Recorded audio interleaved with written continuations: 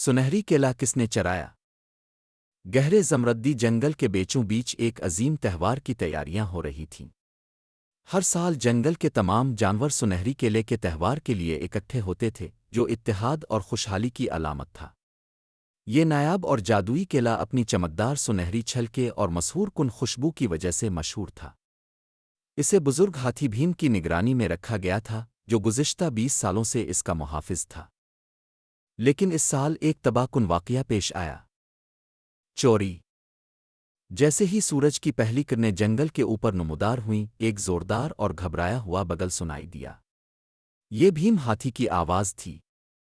سنہری کیلا غائب ہے، بھیم نے دھاڑ کر کہا۔ سارے جانور حیرت اور خوف میں مبتلا ہو گئے۔ تہوار کا آغاز سنہری کیلے کے بغیر ممکن نہیں تھا، یہ ان کی روایات کا دل تھا۔ شیر بادشاہ لیو آگے بڑھا۔ اس کی سنہری یل سورج کی روشنی میں چمک رہی تھی۔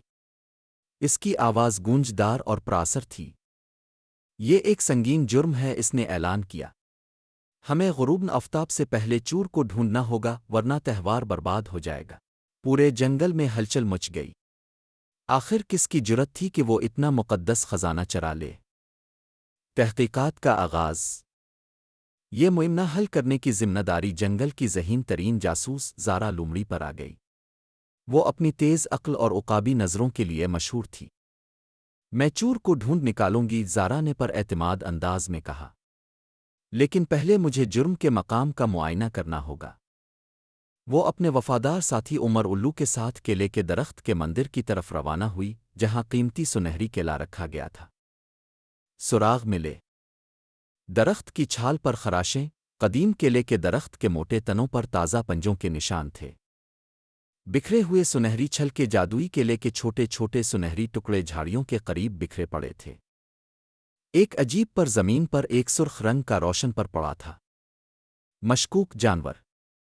زارا اور عمر نے جنگل کے جانوروں کو اکٹھا کیا اور ان سے سوالات شروع کیے۔ ٹیٹو طوطا یہ بولنے میں تیز تھا اور سب کے راز جانتا تھا۔ کیا وہ کوئی شرارت کرنا چاہتا تھا؟ رافی ببون ایک مشہور مذاق کرنے والا جو چمکدار چیزوں کا دیوانہ تھا۔ وہ کئی ہفتوں سے اس کیلے پر نظریں جمائے بیٹھا تھا۔ برونو ریچھ طاقتور اور مضبوط، وہ آسانی سے کیلا توڑ سکتا تھا اور اسے میٹھا کھانے کا بے حد شوق تھا۔ ڈیگو اژدہا خاموش اور چالاک، وہ آسانی سے بغیر کسی کو خبر دیے اندر گھس سکتا تھا۔ تفتیش اور الجھنی۔ ٹیٹو طوطے نے زور سے چیخ کر کہا، میں بہت باتونی ہوں لیکن چور نہیں۔ میں نے رات کو درخت کے قریب کچھ حرکت دیکھی، مگر اندھیرے میں کچھ واضح نہ تھا۔ برونو ریچھ نے غصے سے کہا، مجھے کیلے پسند ہیں، مگر میں ساری رات سو رہا تھا۔ میرے پڑوسیوں سے پوچھ لو۔ رافی ببون نے ہنستے ہوئے کہا، میں مذاق ضرور کرتا ہوں، مگر بادشاہ کے تہوار سے نہیں کھیلتا۔ لیکن ڈیگو اژدہا خاموش رہا۔ اس نے صرف اپنی زبان باہر نکالی اور زارا کو گھورتا رہا۔ سراغ اور پیچھا۔ اسی وقت عمر الو نے زور سے آو آو کی آواز نکالی۔ دیکھو، کیچڑ میں نشان۔ یہ نشان جنگل کے تاریک علاقے شیڈو ہولو کی طرف جا رہے تھے، جو چوروں اور باغیوں کا ٹھکانہ تھا۔ زارا نے سانس کھینچی اور محتاط قدموں سے اندر داخل ہوئی۔ اندر اس نے آدھے کھائے ہوئے پھلوں کا ڈھیر دیکھا اور سنہری کیلا جو پتوں کے نیچے چھپایا گیا تھا اور اس کے اوپر لپٹا ہوا تھا۔ ڈیگو اژدہا، راز افشا ہو گیا۔ زارا نے غصے سے کہا، مجھے پہلے ہی اندازہ تھا۔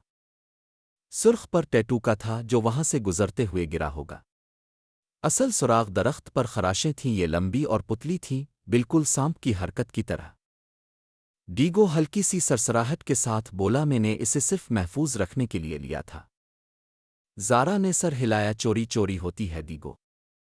تم جانتے تھے کہ یہ پورے جنگل کے لیے کتنا اہم ہے۔ ڈیگو کو بادشاہ لیو کے سامنے پیش کیا گیا، جس نے اسے تہوار کی تیاریوں میں مدد کرنے کی سزا سنا۔ تہوار کی واپسی۔ آخرکار سنہری کیلا واپس آ گیا اور تہوار شاندار طریقے سے شروع ہو گیا۔ سارے جنگل نے زارا لومڑی کے لیے خوشی سے تالیاں بجائیں، جس نے ایک بار پھر اپنی ہوشیاری سے دن بچا لیا تھا۔ جب جانور چاندنی میں ناچ رہے تھے اور دعوت اڑا رہے تھے، زارا نے آہستہ سے عمر الو سے کہا، یہ جنگل ہمیشہ کوئی نہ کوئی نیا راز ہمارے سامنے لے آتا ہے۔ دیکھتے ہیں اگلا معمنہ کیا ہوگا۔